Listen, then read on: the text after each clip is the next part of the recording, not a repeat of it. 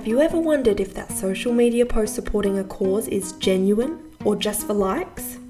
Senior lecturer in social psychology, Dr. Helena Radke, is peeling back the layers of allyship, and what she's found might just surprise you. Professionally Psyched is the podcast that brings you cutting-edge psychology research and real-world insights from our psych community of clinicians, researchers, and educators alike. We're here to explore how psychology shapes our everyday lives and impacts the world around us. Hi everyone, and welcome to Professionally Psyched. I'm Jessica Muller, PhD candidate in public health at James Cook University, and before we get started, we'd like to acknowledge the custodians of the land on which we record, and for me today that's the Bindal and Wulgurukaba peoples. And I pay my respects to elders past and present, and extend that respect to all Aboriginal and Torres Strait Islander peoples and cultures from wherever you may be tuning in from across the country. In today's episode, we are diving straight into the complex and ever-important work towards creating a more equitable world. Join fourth-year psychology student Lucy Martin as she sits down with Dr. Helena Radke to discuss the fascinating world of performative allyship and the crucial role of discomfort in becoming an effective ally, how research can shape policies and legislation, and the challenges faced in pursuit of gender equality. Dr. Radke also shares with us the surprising effects of woke social media posts and insights into her mission to understand the psychology behind social change. So grab your headphones, social justice warriors, and let's get started. Enjoy. My name's Helena Radke, and I'm a senior lecturer in psychology at JCU. I'm a social psychologist, so I'm really interested in understanding the psychology behind why people do the things that they do. I'm interested in research topics like gender equality and how we can make effective social change towards greater social equality more broadly. Can you tell us a little bit more about your area of research? Yeah, so I'm really interested in understanding how social change occurs through collective action. So collective action is any behaviour we might engage in to promote greater social equality. So things like protesting or signing petitions, but also advocating for change in the workplace or donating money to different charities. Specifically interested in how we can make effective change towards gender equality. And I've also looked at the role of allies in political movements. So allies are people like men who might advocate for closing the gender pay gap, or heterosexual people who advocate to reduce the discrimination that LGBTIQ plus people experience. So I'm really interested in the benefits of involving allies, but also some of the problems and how we can overcome them. And what was your motivation? What drove you to that area of research? I was really political when I was younger. I'd always been really interested in issues of social equality. And research has been one way in which we could tackle these really challenging problems and build some effective solutions and evidence-based practices to work towards addressing them. You sound really passionate, and I think it's great if you can work in your area of passion. It's such a gift. So what about what you're working on at the moment? Absolutely. So with my fourth year students at the moment, we've been looking at performative allyship. Performative allyship is when people that are advantaged in society and they engage in these low effort behaviours, but maybe not for genuine reasons to advance social equality, maybe for reasons like to improve their reputation, say like a heterosexual person that goes to Pride March, but only to take posts for Instagram so that they can get likes. We don't know a lot about performative allyship, and we know even less about how the people that they act on behalf of it feel. So how do women feel when men might advocate for gender equality, but they do so because, say, they want a promotion in the workplace? How do LGBTIQ plus people feel when somebody's going to Pride?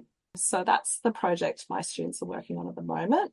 We're exposing participants to Instagram posts. So for our women participants, they either see a man who's advocating for gender equality, and then in the comments, he does so because he's, oh, look how many likes I'm getting. Please follow my page. That's like performative allyship. Or he's advocating for gender equality because he thinks it's a really important topic and needs more attention and awareness. And then we're asking women, how do they feel after viewing one of these two Instagram posts and comments? And what we're finding is women are less likely to advocate for gender equality in the future, and they perceive the man to not be as likable when he's engaging in the performative rather than the genuine allyship. Like someone who has a value of self-enhancement masquerading as someone who's all about benevolence, isn't it? It's impression. Yeah. Absolutely. It's all the impression management. And we suspect that allies might do a bit of both, or maybe there might be a journey where they might do it for more performative reasons and then they have more contact, say, with women in these situations. And then they come around to seeing that, oh, these is the actions that actually genuinely promote social change. But we've still got to nut all that out.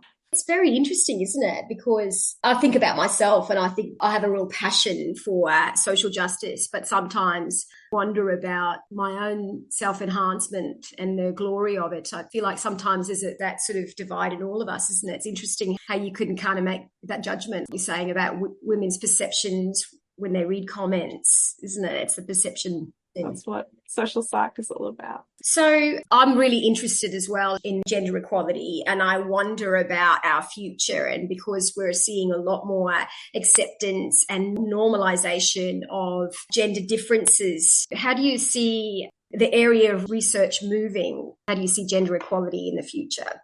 I think in our particular area of research, we're moving towards not just focusing on women, but more broadly, like our gender diverse groups and the intersection with sexuality as well. That's what we're going to start to see, which I think is a positive step forward and more inclusive focus for the gender research. There's the technological advancements that is going to come along, and I'm curious to know when AI will be helpful for reducing bias, or it might actually embed bias. And so there's opportunities, but there's also challenges as well. And especially in a world that's becoming more complex and feels like there's a period of this sustained social upheaval, there's instability and there's lots of rapid change. What's going to happen? I mean, I think this is what lots of people are thinking about, but we tend to think about, like, when we move towards equality, that it's a linear process. We'll just continue to achieve those goals. It might actually be that it cycles a bit. And how do we continue to make progress while managing that as well? Yeah, it's interesting with AI because I'm from an older generation and only just starting to understand the incredible complexity of that technology and how that large language learning module and how it's a learning technology. I find that fascinating, and I wonder how that will affect the human services industry and ethics around that, coming from that perspective myself. But interesting that you talk about the cycle as well of equality and it not being a linear process. Can you tell me more about that? Well, I think it is like cyclical, but also getting better each time as well. Because as we make more progress, there's also increasing backlash towards that. And then there's other issues that come up like AI and things like that. And then we go through different political processes as well, where we might swing. Like, the moment it feels like it's a particularly far right time in history, and that we will swing back as well. And so I think that's quite challenging. I do think we are getting much better over time at addressing equality, but it's also like, as these things happen, we need to devise new strategies and interventions to manage it. And it's not helped by the technological advancements that are happening as well. Yes. Deepfakes 10 years ago were not a thing, and now all of a sudden we need a whole range of new policies and legislation. I think it's really interesting with legislation because on one hand, it's great to see legislation pass, for example, the new coercive control laws and affirmative consent.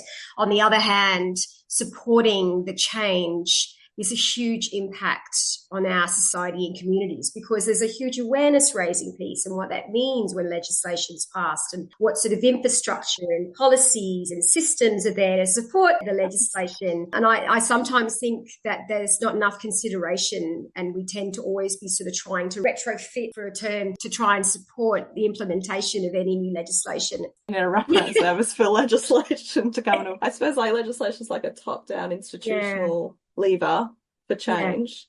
Yeah. But then it needs to be like, where do you go if you need support? Things have happened. We need additional. Yeah, it's very interesting. My real interest is the coercive control and affirmative consent legislation, which comes into effect next year in May, and how that's going to affect the gendered nature of domestic and family and sexual violence. Because the feminist governance framework, which has really come a long way, but I'm wondering if we'll see a change in that now. And that's quite challenging, that change management process. If you are someone that has a lot of investment in feminist governance and that feminist empowerment, how you change to be able to support a different focus. What do you anticipate those changes will be? Yeah, I'm anticipating that there's going to be some very challenging, conflicting values within our sector because of a lot of our CEOs in that area are very much about and feminist governance is really important, but there needs to be some adaptability and flexibility as society is changing, as we're seeing a real shift in gender and people's views about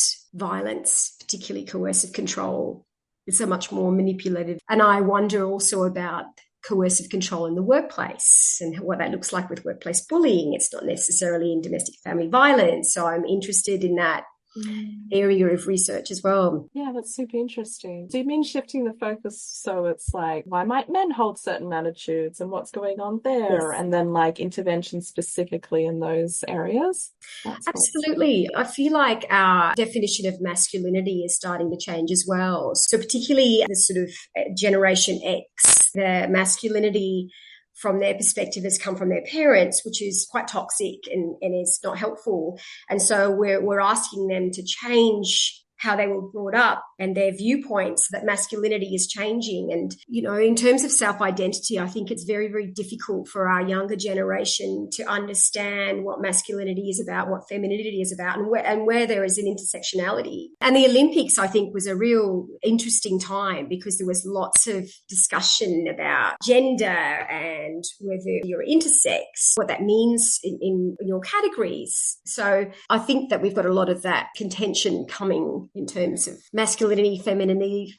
Yeah, I see that too. A lot of it's been focused on providing services for women, and there hasn't been necessarily enough intervention for understanding why, to then work through, okay, this is what's going on there. We can develop some intervention around this. And then it's kind of almost got to progress both ways. And then the intersectionality and everything else, and then being gender diverse. And for me, the interest is these are really complicated, challenging problems with lots of like causes and outcomes and points of intervention and all sorts of things. And for me, it's what can research do to help provide those evidence-based best practices to assist developing those education campaigns, but also policymakers and making the decisions, and non-profits, how they function, what we fund, all sorts of questions. Absolutely. Like research could be extremely important in advocating for social issues. And I suppose it's challenging, isn't it? Because when you're passionate about something and you want a certain outcome, it's hard not to be biased and designing your research. I mean, that's what I'm learning at the moment is what's transparent,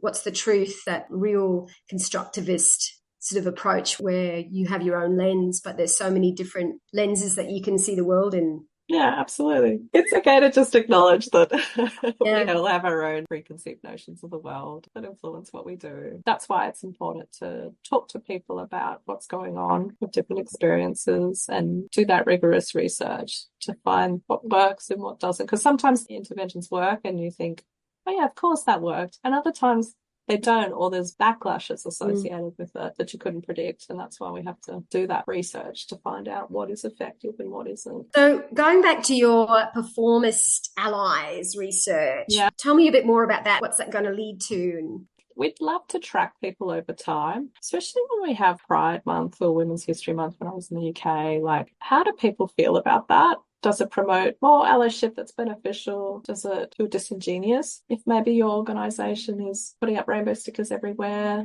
and you're a queer person, but you know that their policies aren't exactly supporting you. So that would be really interesting to see, when are those campaigns helpful and when are they not so helpful? But next step, we would also really like to look at allyship for gender equality in the workplace and kind of comparing those two different allyship that's more transformative to promote equal pay and other policy changes in the workplace and changes in attitudes as well, but also that are just for, we have to do this as part of our strategic action plan Tick the box. That's exactly it. And what predicts when men and organisations either engage in more genuine or less helpful allyship? And then what's the impact? So does that affect turnover and retention among women? And maybe that's something that's contributing towards women being less represented in leadership positions. Yeah, it's an extension in the workplace context of this work.